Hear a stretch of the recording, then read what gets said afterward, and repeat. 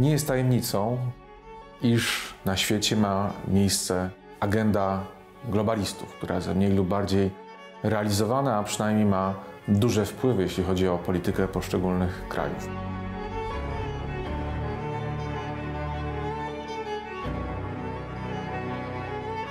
Pytanie natomiast, gdzie w całej tej agendzie jest człowiek i jaka jest koncepcja człowieka, która leży u podstaw tej agendy. Dlatego chciałem dzisiaj z Państwem w tym odcinku Geopolityki porozmawiać na temat dehumanizacji, która ma miejsce w agendzie globalistów.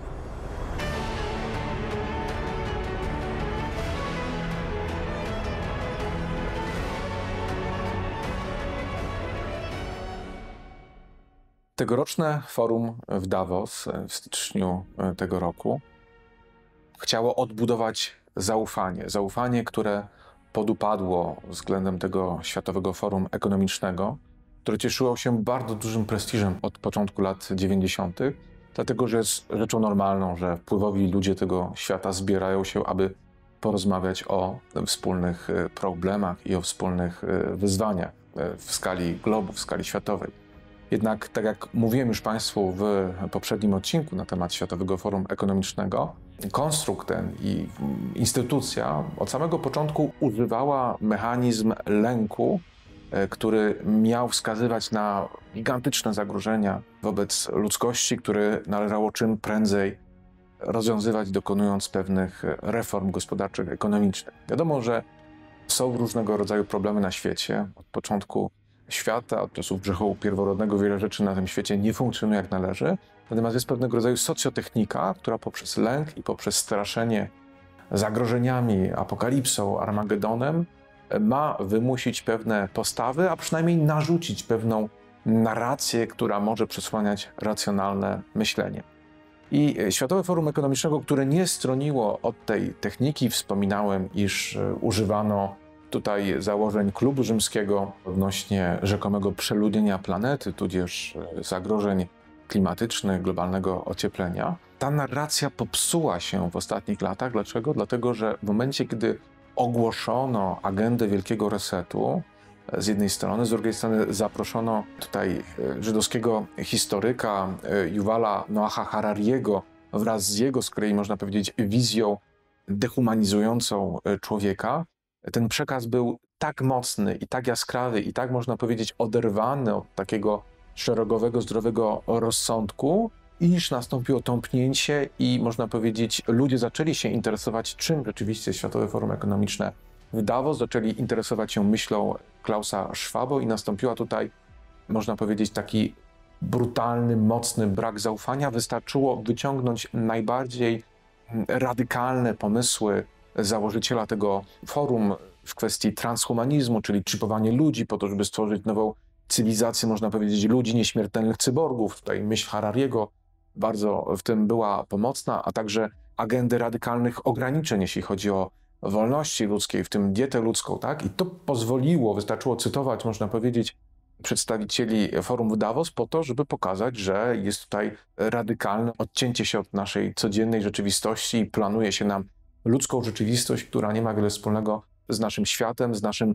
tradycyjnym światopoglądem, z cywilizacją chrześcijańską, z, można powiedzieć, z podstawowymi wolnościami człowieka i można powiedzieć, że szykuje się wielka rewolucja antropologiczna ludzka. I ten zanik zaufania został dostrzeżony przez samych globalistów. Jeszcze w kontekście, można powiedzieć, epidemii COVID-19, gdzie działy się różne radykalne obostrzenia, gdzie, można powiedzieć, brak pozwolenia na wolność kultu na przykład w dobie pandemii, to wszystko pomogło, aby pokazać, że Davos jest oderwany od naszej rzeczywistości.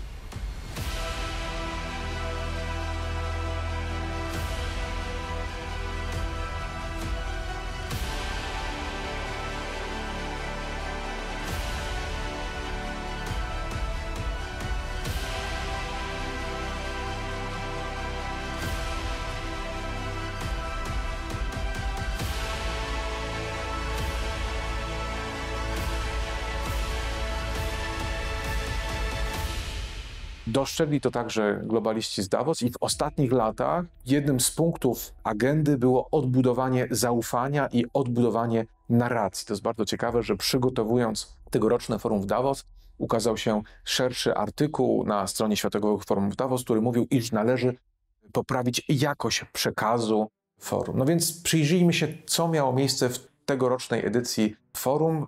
Tak naprawdę forum było, wydawałoby się, skupione na pomocy na Ukrainie i prezydent Andrzej Duda budował tam koalicję na rzecz poparcia zbrojnego dla Ukrainy, dostaw sprzętu zbrojnego i wydawało się, że to jest głównym tematem, a w rzeczywistości te dotychczasowe tematy z Davos, które właśnie budziły niepokój wśród ludzi, one wciąż miały miejsce i były, można powiedzieć, przedstawiane przez ludzi z ogromnym autorytetem politycznym. Wprawdzie większość z nich, ale nie wszyscy to są emerytowani politycy, ale także obecni politycy z agend takich jak ONZ, przecież to jest światowa struktura, tak? Czy wysłannicy prezydenta Stanów Zjednoczonych mówili wciąż o tych samych projektach, które budzą niepokój i okazało się, że ta agenda, która była kontrowersyjna, ona wciąż jest na rzeczy. Podam Państwu kilka przykładów.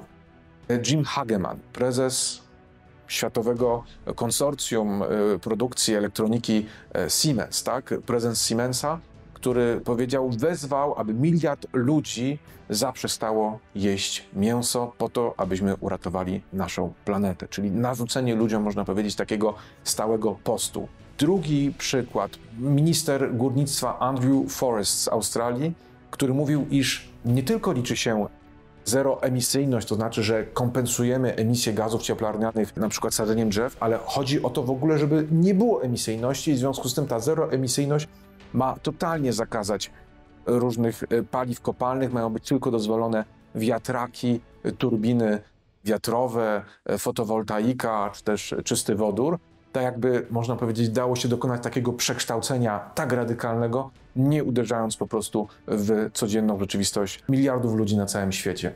Sekretarz generalny Organizacji Narodów Zjednoczonych Antonio Guterres stwierdził, że trzeba pociągnąć do odpowiedzialności konsorcja paliw kopalnych, tak, czyli ci, którzy wydobywali węgiel, czy też sprzedawali ropę, po to, aby pociągnąć do odpowiedzialności ich model ekonomiczny, który nie był odpowiedzialny dla świata, dla ludzkości, dla klimatu i pod takimi mocnymi hasłami też podpisał się Al Gore, były wiceprezydent Stanów Zjednoczonych za kadencji Billa Clintona, który od lat, można powiedzieć, zarabia na tym, że jest wielkim alarmistą klimatycznym i straszy po prostu, że lada dzień, jeżeli nie dokonamy jakichś radykalnych ruchów, nastąpi, można powiedzieć, katastrofa ludzkości. Przemówienie Ala Gore'a było w pewnym sensie przedstawieniem, doskonałym przedstawieniem. Al Gore wręcz krzyczał, mówiąc, ile ton dziennie gazów cieplarnianych jest wydobywanych, że to jest znacznie więcej niż ileś tam tysięcy bomb atomowych, które wyszczeliły nad Hiroshimą.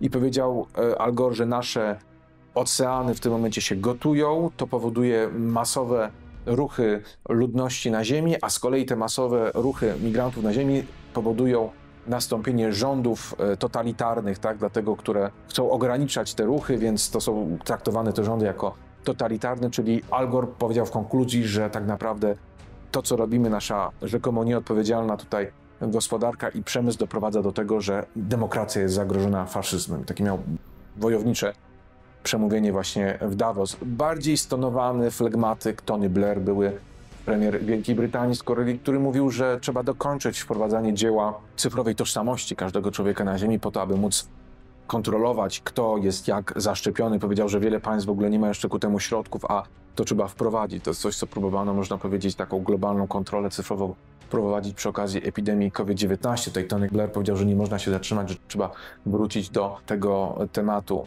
Inna osoba, Martin Wetselaar. Martin Wetselaar, który jest prezesem hiszpańskiego konsorcjum CEPSA, konsorcjum energetycznego, głównie w paliwach kopalnych, specjalizowanego, w ogóle nie przyjął się tym wezwaniem do rachunku sumienia ze strony sekretarza generalnego ONZ Antonio Guterresa, tylko nawoływał do jeszcze bardziej radykalnego, można powiedzieć, odejścia od paliw kopalnych, mimo że jest prezesem spółki paliw kopalnych. Jak to jest możliwe? No, otóż CEPSA inwestuje także w inne technologie, jak na przykład czysty wodór, i ten prezes przedstawił model. Model ma polegać na tym, iż mamy obciążać dodatkowymi podatkami tradycyjne paliwa kopalne po to, aby stały się coraz droższe, aby stały się nieopłacalne i będziemy przekazywać te dotacje na nowe formy energii. Dlatego jego spółka na pewno nie straci na tym, dlatego że pomimo, że sprzedaje rzeczy, które można powiedzieć mają zniknąć, dostanie dotacje po to, aby produkować inne rzeczy, a kto summa summarum zapłaci, można powiedzieć, za całą tą transformację? Odbiorca końcowy. No i można powiedzieć, ten cały szereg tych wypowiedzi, które wybrzmiał w Davos, pokazuje, że ta dotychczasowa agenda, która jak najbardziej budzi kontrowersje, która opiera się na założeniach, które nie mają konsensusu naukowego, jeśli chodzi o ocieplenie klimatu. Naukowcy dyskutują na temat tego, jakie jest dzisiaj stężenie dwutlenku węgla w atmosferze, a jakie było w poprzednich epokach. Były epoki ocieplenia, były epoki zlodowacenia. Nie ma wśród naukowców konsensusu na to, na ile aktywność człowieka jest odpowiedzialna za ocieplenie klimatu i tak dalej. Natomiast ta narracja wybrzmiała. Teraz czemu ma służyć ta narracja? Ona z jednej strony, można powiedzieć, buduje pewną atmosferę, z drugiej strony, w momencie, kiedy budzi się takie, można powiedzieć, zjawisko, przedstawia się zjawisko zagrożenia, no to ludzie się mobilizują, można powiedzieć, i czują się zobowiązani do działania, więc może to być na przykład czysty lobbying ekonomiczny. Może to być tylko i wyłącznie, twierdzą sceptycy, że to jest tylko i wyłącznie odwracanie uwagi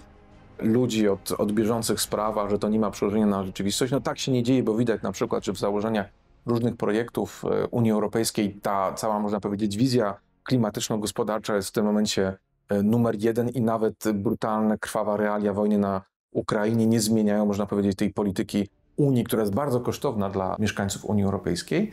Ale to, co chciałem dzisiaj Państwu przedstawić, to, że nie ma tak naprawdę w całej tej wizji człowieka, który by był we właściwym miejscu. Gdzie jest człowiek w całej tej wizji? Tak naprawdę człowieka nie ma, dlatego że założenia globalistów są z góry założeniami dehumanizującymi.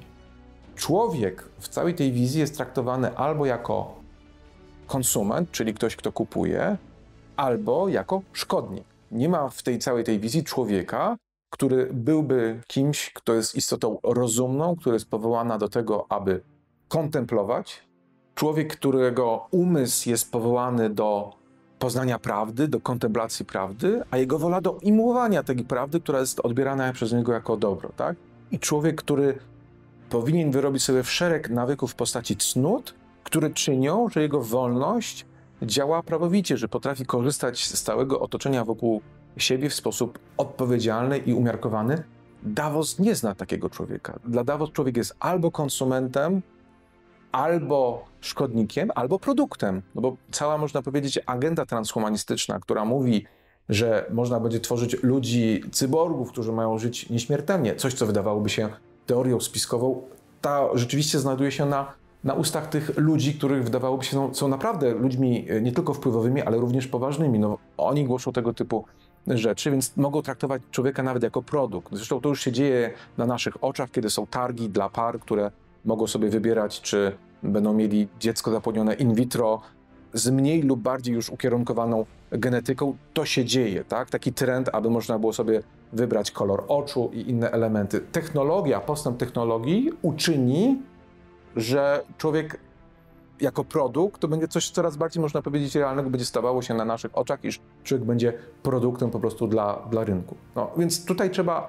odkłamać, odfałszować i przeciwstawić tej antropologii, która w zasadzie opiera się na nihilizmie. Nie wiemy, w co wierzą globaliści, czy są osobami wierzący w bóstwo, uznające zwierzchność Pana Boga nad światem, a tym bardziej, czy uznają cokolwiek z objawienia chrześcijańskiego. Natomiast należy przeciwstawić tym ludziom naszą tradycyjną antropologię, która nie tylko chrześcijaństwo dzieliło, ale którą też znali, można powiedzieć, starożytni poganie, tak?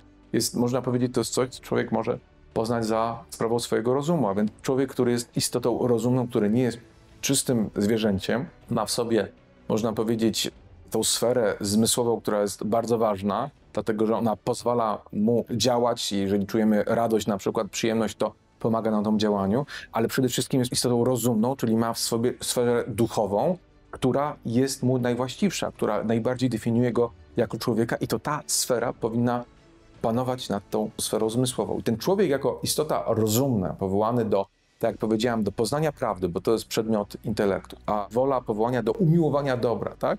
To jest coś, co najbardziej realizuje człowieka jako człowieka, to jest coś, co go uszlachetnia i nie ma w ogóle takiej wizji, czy takiej, można powiedzieć, przesłania, które by płynęło z Davos, co zrobić, aby w tym świecie człowiek mógł być jeszcze bardziej szlachetnym człowiekiem. Tak naprawdę jest kwestia, co można człowiekowi zakazać, co można mu sprzedać, jakie regulacje wprowadzić, ale nie ma wizji uczyńmy człowieka cnotliwym. Co najwyżej uczyńmy człowieka posłusznym wobec naszych założeń, a nasze założenia są niedyskutowane. I to pokazuje, można powiedzieć, przepaść. Przepaść i brak możliwości porozumienia, bo w momencie, kiedy ktoś w ten sposób apodyktycznie dyktuje porządek, gdzie tego człowieka nie ma, no to siłą rzeczy konkluzje będą albo wadliwe, albo przynajmniej będą bezużyteczne, tak? I cały problem, można powiedzieć, jest wizji świata, gdzie człowiek stał się, można powiedzieć, czymś w najlepszym przypadku, tak jak powiedziałem, ktoś, kto nie przeszkadza w realizowaniu pewnej agendy.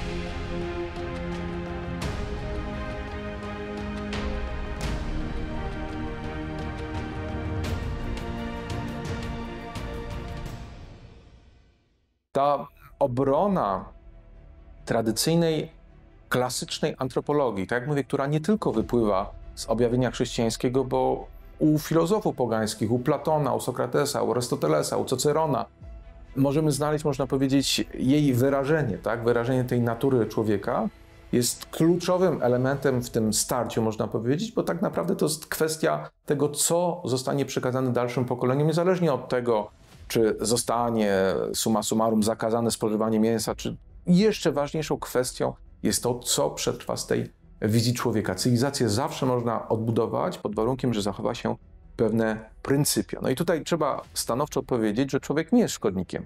Człowiek jako taki, rodzaj ludzki jako taki nie jest szkodnikiem na tej ziemi. Ba, z objawienia wiemy, że człowiek został ustanowiony głową dzieła stworzenia i ma nią w sposób odpowiedzialny i mądro kierować. Ale nawet bez objawienia filozofowie pogańscy wiedzieli, że wartość człowieka jako takiego jest wyższa niż wartość zwierzęcia właśnie przez ten aspekt rozumny, tak? I nawet w strukturach, które znały, można powiedzieć, niewolnictwo, tak jak starożytny Rzym, człowiek nie był traktowany w identyczny sposób jak zwierzę, mimo że wiadomo, że chrześcijaństwo znacznie ulepszyło, można powiedzieć, całe to położenie człowieka, doprowadzając do zniesienia niewolnictwa. No ale przecież wiemy właśnie, że wiele niewolników przyjaźniło się ze swoimi panami, na przykład sekretarze greccy, którzy byli niewolnikami. Zachodziła prawdziwa przyjaźń z panem i następowało później wyzwolenie takiego człowieka, stawał się wyzwoleńcem, no więc nie można mówić, że starożytność traktowała niewolnika tak jak zwykłe zwierzę. Czyli nawet bez objawienia wiadomo było, że człowiek to nie jest to samo, co zwykłe zwierzę. I można powiedzieć, wychodząc z tego punktu widzenia, że człowiek jest ukoronowaniem stworzenia, że człowiek ma zarządzać w sposób mądry dziełem stworzenia, ale to dzieło stworzenia jest dla niego, tak? To nie człowiek jest dla dzieła stworzenia, to dzieło stworzenia jest dla niego po to, aby człowiek mógł z niego w sposób odpowiedzialny korzystać, po to również, żeby mógł przede wszystkim poznać i umiłować Pana Boga, tak? Więc problem tego, czy człowiek zje więcej tego mięsa, czy mniej, to jest problem moralny, natury moralnej, bo rzeczywiście to ma wpływ na to, czy zachowujemy umiar w życiu, jeśli chodzi o jedzenie, jeśli chodzi o pewne przyjemności zmysłowe i to jest jak najbardziej rzeczą, można powiedzieć, wychowania naszego moralnego, ale to nie jest problem polityczny. To nie jest problem całego społeczeństwa jako tak. To nie jest problem, że człowiek jest szkodnikiem przez to, że je mięso. Tymczasem te programy naprawdę, można powiedzieć, w tym momencie, kiedy patrzy się na nie z bliska, podam jako przykład raport Stowarzyszenia C40 Cities, tak? Czyli stowarzyszenie takich głównych miast zachodnich, do których między innymi należy Londyn, Berlin, ale także Warszawa. Więc pojawił się raport tego stowarzyszenia, który mówi, że do 2030 roku człowiek musi przestać spożywać mięso albo tak radykalnie ograniczyć, że to spożywanie mięsa nie będzie miało się nijak do naszych obecnych w ogóle zwyczajów. Jest w tym raporcie docelowo człowiek powinien przestać jeść mięso, powinien przestać jeść nabiały, tak? I powinien także maksymalnie móc kupić 3 ubrania na rok. Czyli powrót do takiego, można powiedzieć, wizji komunistycznej, ale takiej radykalnej, takiego kraju naprawdę zubożałego przez komunizm, że 3 ubrania na rok dla jednego to może być już wystarczająco, a dla innego osoby, na przykład jest z dzieckiem, czy ma taką pracę, że szybciej mu się zużywają te ubrania, no to jest śmiech na sali, tak? ale to jest próba odgórnego, można powiedzieć, ułożenia świata, gdy tymczasem trzeba pracować nad czym? Na tym, aby wychować człowieka do tego, aby sam w sposób odpowiedzialny, w sposób wolny mógł kierować się cnotą umiarkowania, roztropności, sprawiedliwości i męstwa. Te 4 cnoty kardynalne. Tutaj można przypomnieć dzieło ojca Jacka Woronieckiego, który po I wojnie światowej był dla elit polskich, katolickich, był, można powiedzieć, takim wychowawcą. I jego wielkie dzieło Katolicka etyka wychowawcza. Tak? Tu chodzi o to, aby człowiek sam nabył to wewnętrzne nawyki w postaci cnoty, a rolą prawa jest stworzenie ogólnych ram. Prawo w sposób ogólny wychowuje nas do cnoty, zakazując występków, zakazując przestępstw, można powiedzieć, rzeczy największego kalibru, ale prawo nie może wszystkiego uregulować, dlatego że człowiek przestaje być wtedy człowiekiem wolnym, staje się tak naprawdę przedmiotem. Jeżeli mamy taką wizję, człowiek staje się tylko i wyłącznie przedmiotem i nie będąc człowiekiem cnotliwym, tak naprawdę nie będzie tym, kim powinien być. Czyli summa summarum wizja szczęścia, która jest promowana przez globalistów, to człowiek nie będzie w niej szczęśliwy, dlatego że może być szczęśliwy tylko i wyłącznie realizując to, czym jest, a jest istotą rozumną, a Arystoteles twierdził tak, że to, co uszczęśliwia człowieka, to jest właśnie ten nawyk cnoty. No więc tutaj można powiedzieć, dochodzimy do tego punktu i wiadomo, że świat nie jest czarno-biały. To nie jest tak, że nie ma problemów natury globalnej. To nie jest tak, że decydenci polityczni nie mają prawa się spotykać. To nie jest tak, że ludzie wielkiego biznesu nie mogą też rozmawiać między sobą na temat pewnych rzeczy. Ale to pokazuje zagrożenie w momencie, kiedy ludzie są pozbawieni tej kultury klasycznej, chrześcijańskiej, która dla humanistów, nawet dla humanistów, którzy są ateistami, była oczywista. Bo są ateiści na przykład, którzy są humanistami, którzy mówią, jestem ateistą, ale poczułam się do mojej kultury chrześcijańskiej, bo wiem, że ta kultura definiuje moją tożsamość. Tak? W momencie, kiedy mamy do czynienia z decydentami, którzy są pozbawieni tej kultury, to oni stają się zagrożeniem summa summarum dla cywilizacji, większym zagrożeniem niż ewentualnie podniesienie się wody w danej chwili w oceanie i tak dalej, jeżeli to miałoby rzeczywiście mieć miejsce, bo katastrofa naturalna jest czymś tragicznym, ale zawsze można przeciwdziałać jej skutkom. Ale jak odbudować świat, który byłby pozbawiony prawdziwych zasad? Jak odbudować świat, który nie byłby zbudowany summa summarum na porządku boskim? A jeżeli nie jest to porządek boski, to kto jest jego autorem? Kto jest głównym przeciwnikiem Pana Boga na ziemi? No, powiedział święty Augustyn, że są 2 miasta i trzeba wybrać. No więc znajdujemy się w takim momencie cywilizacyjnym i to, co my możemy zrobić oprócz naszej modlitwy, to uświadamiać sobie, uświadamiać innych właśnie odnośnie tych pryncypiów, że są pryncypia, które są nienegocjowalne. I to z jednej strony jest zarówno obrona religii, ale także obrona, można powiedzieć, naszej cywilizacji, naszej tożsamości, co jest zarazem poszanowaniem poprzednich pokoleń, ale też zadbanie o to, o pokolenia naszych dzieci, aby przekazać im świat, gdzie wciąż będą miały wolność, która została im zagwarantowana, można powiedzieć, tak? To jest czyjś indywidualny wybór, czy on chce jeść mięso, czy nabiał, ale nie można człowieka nazywać szkodnikiem tylko dlatego, że tego wyboru dokonał. Oczywiście ktoś może zgrzeszyć poprzez nieumiarkowanie, poprzez nadmiar, ale to jeszcze nie jest powód do tego, ażeby z człowieka uczynić quasi niewolnika.